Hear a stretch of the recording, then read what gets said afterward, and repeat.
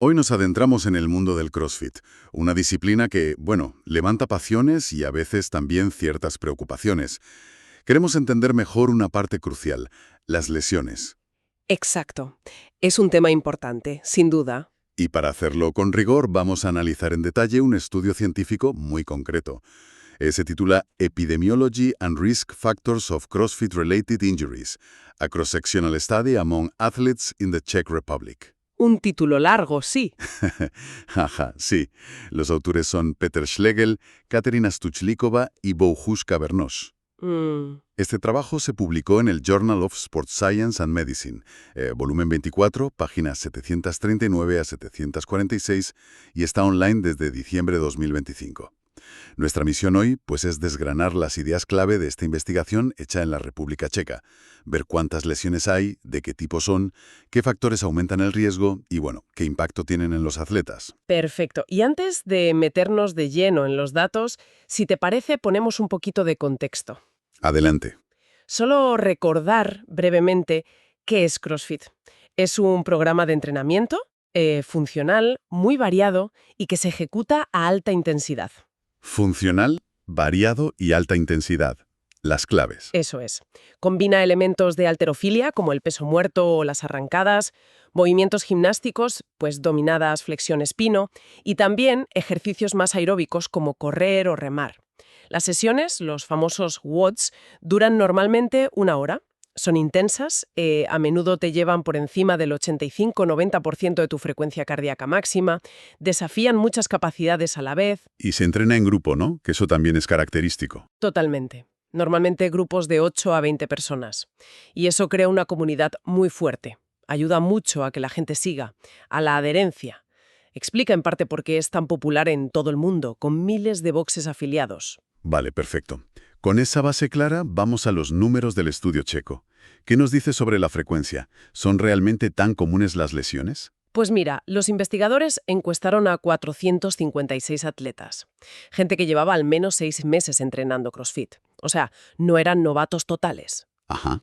Y de ellos, un 36,4% dijo haber tenido al menos una lesión relacionada con CrossFit en los últimos 6 meses. Un 36,4%, o sea, más de 1 de cada 3. Exacto, no es una cifra pequeña. ¿Y cómo se compara eso con otros estudios? Porque a veces se oyen cifras muy dispares. Pues sí, es interesante. La literatura científica muestra un rango muy amplio, ¿eh? Hay estudios que dan prevalencias del 19% y otros que suben hasta el 73%. Una barbaridad la diferencia. Madre mía. Sí. Si lo calculamos por horas de entrenamiento, lo típico es encontrar entre 2 y 5 lesiones por cada 1000 horas. Así que este 36,4% de la República Checa, bueno, cae dentro de ese rango amplio. Confirma que es algo a tener en cuenta. Más de un tercio en 6 meses. Ya digo, no es despreciable. ¿Y dónde suelen dolerse? ¿Hay zonas del cuerpo que se lleven la peor parte según este estudio? Sí, identificaron patrones bastante claros. La zona número 1 fue la columna vertebral. La espalda. Eso es. El 30,7% de los que se lesionaron tuvieron el problema ahí. Y muy cerca, el hombro, con un 28,3%. Columna y hombro. Tiene lógica pensando en los levantamientos pesados y los movimientos por encima de la cabeza, ¿no? Totalmente. Son las dos zonas estrella, por así decirlo. Después, con un 14,5%, aparece la palma de la mano. La palma. Por el agarre, imagino. Probablemente. El agarre en barras, anillas, el roce continuo. Luego ya, con menos frecuencia, pues la muñeca, 13,9%, la rodilla, 10,2%, y un poco menos brazo, pierna y dedos. Entendido. Tenemos la frecuencia, más o menos. Y las zonas calientes. Pero, ¿qué tipo de lesión es la más habitual? ¿Son más bien golpes, torceduras, desgarros? Aquí el estudio es muy claro. La categoría reina, por así decir, fueron las lesiones por sobrecarga, el famoso overuse. ¿Sobrecarga? Sí. Representaron casi la mitad de todos los casos, un 49,2%. Casi la mitad. Eso es muchísimo. Sí lo es. Sugiere que no se trata tanto de un accidente puntual, un mal gesto aislado, que también los hay, ojo, sino más bien del resultado de un estrés repetido sobre los tejidos. Claro, la acumulación. Exacto. Después de la sobrecarga, lo siguiente más común fueron las lesiones cutáneas, con un 9,6%. Heridas, ampollas, callos que se levantan, lo típico de las manos. Eso es. Luego ya vienen desgarros musculares o de tendón, 8,4%, Y luxaciones de articulaciones, 7,9%. Las fracturas, por suerte, fueron bastante raras, solo un 2,8%. Que casi la mitad sean por sobrecarga, como decías, dice mucho. Apunta directamente a la importancia de cómo se gestiona el entrenamiento, ¿no? Totalmente. La intensidad, el volumen, la recuperación. La técnica también, supongo. Por supuesto, la naturaleza de alta repetición y alta intensidad de muchos WODs puede llevar a esa acumulación de microtraumas si no hay una buena planificación, una buena técnica y, sobre todo, si no se escucha al cuerpo. ¿Y qué pasa con los ejercicios? ¿Pudieron identificar si había algunos culpables más habituales según lo que decían los atletas? Sí, les preguntaron directamente qué movimiento estaban haciendo cuando notaron la lesión. Y los más mencionados fueron, las arrancadas, el snatch. Halterofilia. Sí, el 12,8% de las lesiones se asociaron a este movimiento. Luego, los saltos al cajón, los box jumps, con un 10,9%. Curioso los saltos. Sí. Y después, con cifras muy parecidas, estaban el peso muerto, deadlift, y las dominadas en sus distintas variantes, pull-ups, ambos con un 9,1%. Y las cargadas, clean, otro de halterofilia, con un 7,9%. O sea que si agrupamos halterofilia y gimnasia son los protagonistas. Claramente. Si sumamos los levantamientos olímpicos, arrancadas, cargadas, movimientos sobre la cabeza, nos vamos a cerca del 23% de las lesiones reportadas. Y los ejercicios gimnásticos de colgarse, dominadas, muscle-ups, toes to bar, suman casi un 18%. Ajá. O sea que los movimientos técnicamente más complejos y que más estrés ponen justo en hombros y columna, que eran las zonas más afectadas, pues son los que más lesiones parecen causar. La conexión parece bastante directa. Efectivamente. Las altas fuerzas de compresión y cizalla en la columna lumbar durante los levantamientos pesados y el estrés tan grande en todo el complejo del hombro al levantar peso por encima de la cabeza o al colgarse, son factores biomecánicos que explican bastante bien por qué estas zonas y estos ejercicios son focos de lesión. Vale. Y aquí es donde, para mí, la cosa se pone realmente interesante. El estudio no solo describió las lesiones, sino que intentó ver quién tiene más riesgo. Analizaron edad, sexo, experiencia, horas de entreno semanales, si competían. ¿Qué encontraron?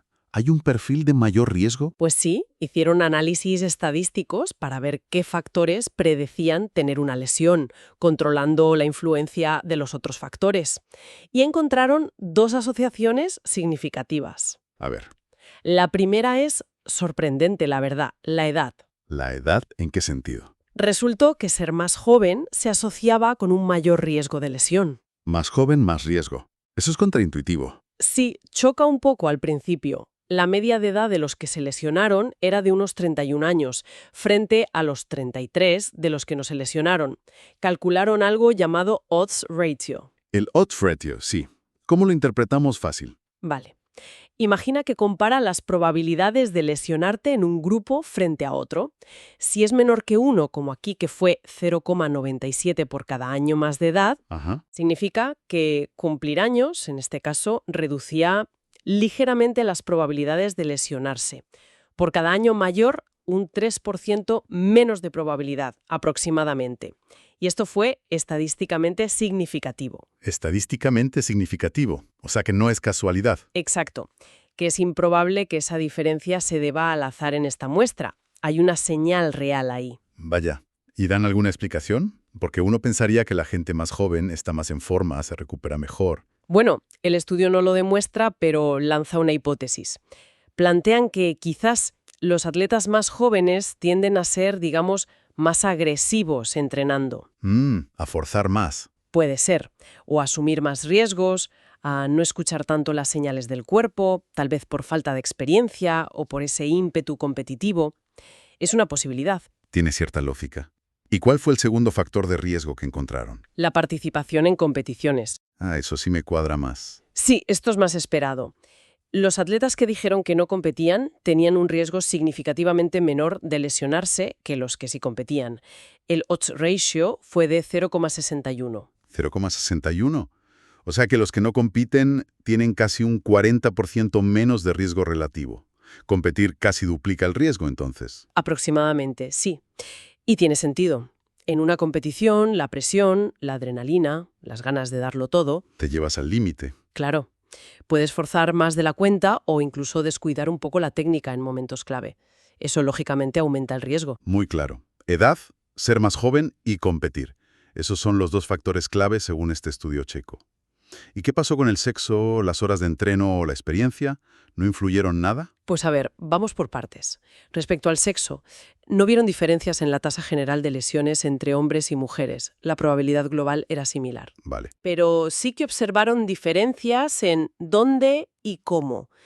Las mujeres reportaron proporcionalmente más lesiones en columna, hombro y palma de la mano, y asociadas más a menudo a ejercicios como las arrancadas y las dominadas. Interesante.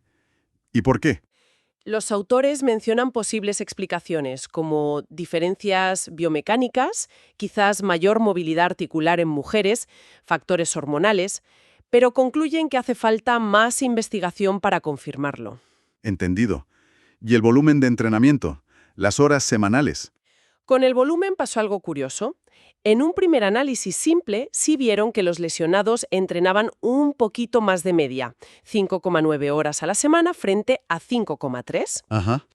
Pero al hacer el análisis más completo, el que tiene en cuenta todos los factores a la vez, la regresión logística, esas horas semanales dejaron de ser un predictor significativo. O sea, que el efecto de la edad o la competición era más fuerte y tapaba el del volumen. Podría ser eso, sí, que una vez ajustas por esos factores más potentes, el volumen por sí solo no marcaba una diferencia estadísticamente clara en este grupo. No es simplemente más horas igual más riesgo de forma directa, aquí. Curioso. ¿Y la experiencia? Los años de haciendo CrossFit. Midieron los años de práctica, sí, y hubo una ligera tendencia, parecía que los más experimentados tenían algo menos de lesiones, pero no llegó a ser estadísticamente significativa en los análisis principales. O sea, que tampoco fue un factor clave en este estudio. No en el modelo final. Aunque hay que decir que otros estudios sí han sugerido que los primeros meses, sobre todo los primeros 6 meses, son un periodo de mayor riesgo. Quizás por falta de adaptación, de técnica. Pero en este estudio en concreto, con gente que ya llevaba más de 6 meses, la experiencia no salió como un factor protector claro. Vale. Muy interesante. Entonces, según estos datos checos, la juventud y la competición son los principales semáforos en rojo. Ahora, cuando la lesión ocurre, ¿qué consecuencias tiene? ¿Son solo molestias o realmente fastidian la rutina del atleta? Pues tienen un impacto bastante considerable. Mira, 3 de cada 4 atletas que se lesionaron, el 75,3%, tuvieron que dejar de entrenar por completo durante un tiempo. 3 de cada 4. Sí. Y un porcentaje casi idéntico, 74,7%, tuvo que modificar su rutina. Pues evitar ciertos ejercicios, bajar la intensidad, hacer adaptaciones. Eso ya indica que no son lesiones triviales para la mayoría, vamos. Para nada. Y si miramos cuánto tiempo tuvieron que parar, lo más común fue parar entre un día y una semana. Eso le pasó a algo más de la mitad, un 52,4%. Vale, parones cortos en la mayoría de los casos. Sí, pero ojo, hay un grupo importante que necesitó más tiempo. Un 26,5%, más de 1 de cada 4, necesitó parar entre una semana y un mes. Ya es un parón más serio. Y aún más, un 21%, sumando los que pararon de 1 a 3 meses y los que pararon más de 3 meses, necesitó recuperaciones largas. Más de 1 de cada 5. Uf. E incluso un 4,2% dijo que tuvo que abandonar el CrossFit definitivamente por culpa de la lesión. Caray. Más de un 20% con parones largos y algunos que lo dejan. Eso sí que subraya la seriedad del tema. ¿Y buscaron ayuda profesional? ¿Fisios médicos? Sí, la mayoría lo hizo. El 60,2% de los que se lesionaron consultaron a algún especialista. ¿Y a quién acudieron principalmente? La opción número 1, con diferencia, fue la fisioterapia. Un 63,4% de los que buscaron ayuda fueron al fisio. La cirugía fue mucho menos común. Solo un 12,2% de los que buscaron ayuda profesional necesitaron pasar por quirófano. Entiendo. Fisioterapia como principal recurso. Exacto. Y todos estos datos sobre el impacto, sobre el tiempo de baja, sobre la necesidad de modificar el entreno, refuerzan muchísimo lo que comentábamos antes, la importancia vital de la prevención. Claro. Hablamos de cosas básicas, pero fundamentales: calentamientos adecuados y completos, una gestión inteligente de la carga, no querer aumentar volumen o intensidad a lo loco, trabajar mucho la técnica de los movimientos complejos y algo esencial en CrossFit Federation, el scaling. La adaptación de los ejercicios. Eso es. Adaptar los ejercicios al nivel real de cada persona en cada momento. Es clave. Entonces, si tuviéramos que resumir los mensajes clave de esta inmersión en el estudio checo, podríamos decir que las lesiones en crossfitting, aunque la frecuencia varía, son una realidad para una parte significativa de quienes lo practican. Aquí más de un tercio en 6 meses. Correcto. Que predominan las lesiones por sobrecarga sobre todo en columna y hombros y que están muy ligadas a los movimientos más exigentes como la halterofilia y la gimnasia en suspensión. Ajá. Y hemos visto que según este estudio, ser más joven o participar en competiciones parecen ser factores que aumentan la probabilidad de acabar lesionado. Precisamente. Este estudio, como otros, nos recuerda la necesidad de seguir investigando en diferentes países y contextos, pero sobre todo de aplicar estrategias de prevención que sean específicas y efectivas. Para que la gente pueda seguir disfrutando del deporte. Claro, si lo vemos en el panorama de la salud deportiva, entender bien estos patrones es fundamental para promover una práctica del CrossFit que sea más segura y sostenible a largo plazo. La clave parece estar ahí: progresión técnica, gestión de la carga y adaptación individualizada. Para quienes hayan sentido curiosidad y quieran profundizar más, ver las tablas, la metodología en detalle. El artículo original es muy completo y merece la pena. Desde luego. Recordamos el título otra vez. Epidemiology and Risk Factors of CrossFit-Related Injuries, a cross-sectional study among athletes in the Czech Republic. Los autores: Petr Schlegel, Katerina Stuchlikova y Bohus Kabrnosh. Publicado en 2025 en el Journal of Sports Science and Medicine. Recomendamos buscarlo. Y como reflexión final, si me permites, algo que los propios autores mencionan en la discusión del artículo y que me parece muy interesante. Adelante. Señalan que hay inconsistencias entre estudios de distintos países, y esto nos lleva a preguntarnos cuánto podrían influir las diferencias culturales. Culturales. ¿En qué sentido? Pues, por ejemplo, en cómo se enfoca el entrenamiento en cada sitio, en la formación o la disponibilidad de entrenadores realmente cualificados, o incluso en cómo funciona el acceso a la sanidad, a la fisioterapia. ¿Podrían estas diferencias explicar parte de la variación que vemos en las tasas y tipos de lesiones entre países? Es una buena pregunta. El contexto importa. Mucho. Es una pregunta abierta que va más allá de este estudio concreto, pero que invita a pensar sobre cómo factores sociales y culturales pueden interactuar con la biología y la biomecánica de las lesiones deportivas. Un punto excelente para seguir reflexionando, sin duda. Y con esto, bueno, llegamos al final de nuestro análisis de hoy. Ha sido un placer. Igualmente. Y a quienes nos escuchan, no olviden seguir nuestro canal y activar las notificaciones para no perderse futuras exploraciones como esta.